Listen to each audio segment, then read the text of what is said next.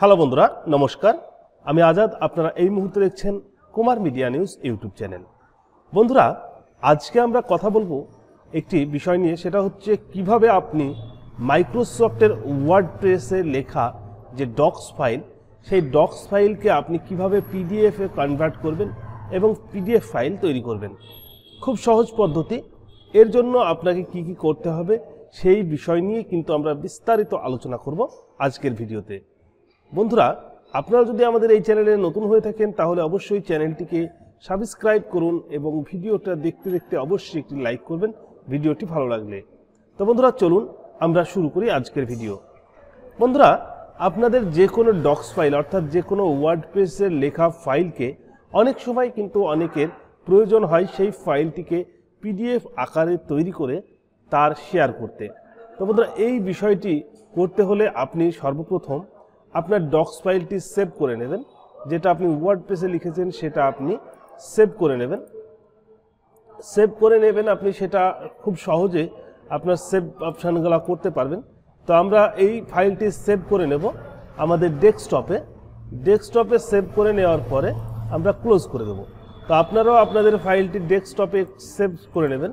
Save করে দিয়ে আপনারা দেখে নেবেন যে আপনাদের ফাইলটি ঠিকঠাক আছে কিনা। তো দেখতে পাচ্ছেন আমাদের ফাইলটি বন্ধুরা রয়েছে এখানে।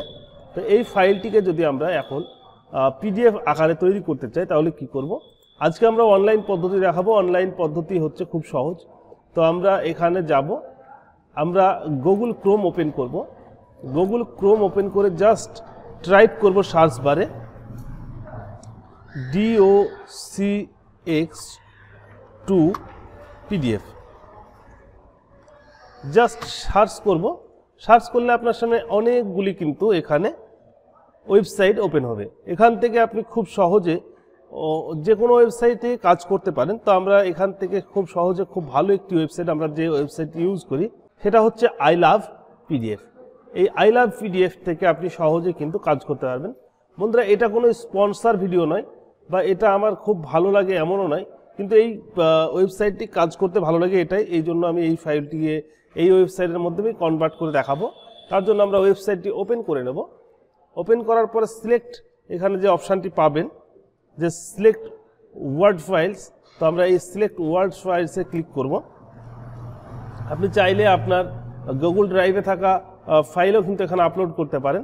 তো আমরা এখান থেকে সরাসরি আমাদের কম্পিউটার থেকে নেব। তার জন্য আমরা ডেস্কটপ সিলেক্ট করব এবং ক্লিক ব্যাংকের যে ডক্সটি আমরা তৈরি করেছিলাম সেই ডক্সটি আমরা কনভার্ট করব। কনভার্ট করার জন্য দেখতে পাচ্ছেন আমাদের সামনে আমাদের ফাইলটি এখানে আপলোড করে নিলাম।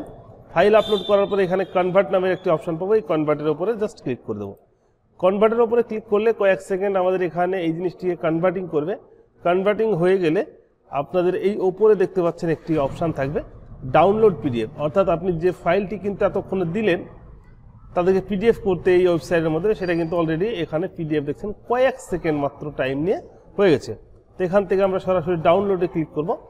ডাউনলোডে ক্লিক করলেই বন্ধুরা আমাদের এই পেজটি দেখতে পাচ্ছেন। এই নিচের দিকে দেখুন আমাদের কিন্তু ডাউনলোড চলছে, অর্থাৎ ডাউনলোড কিন্তু ইতিমধ্যে বন্ধুরা হয়ে গেছে, দেখতে পাচ্ছেন। তো আমরা এই ফাইলটিকে সরাসরি এখান থেকে যদি মনে করি ওপেন করতে পারবো, অথবা আমাদের ডাউনলোড অপশানে গিয়ে ওপেন করতে পারবো। তো আমরা এখান থেকে ওপেন করে নিলাম। তো দেখতে পাচ্ছেন বন্ধুরা খুব সহজেই কিন্তু এখানে দেখতে পাচ্ছেন পিডিএফ আকারে এই ক্লিক ব্যাংকের এই যে আমরা ফাইলটি তৈরি করলাম সেটা কিন্তু পিডিএফ তৈরি হয়ে গেছে এবং সেটা দুটো পেজ আমাদের হয়েছিল, সেই দুটো পেজই কিন্তু এখানে সেভ হয়ে গেল। তো বন্ধুরা, এই ছিল আজকের ভিডিওটি ভালো লাগলে অবশ্যই একটি লাইক করবেন। এছাড়াও আপনার বন্ধু বান্ধবের সঙ্গে শেয়ার করতে ভুলবেন না। ধন্যবাদ।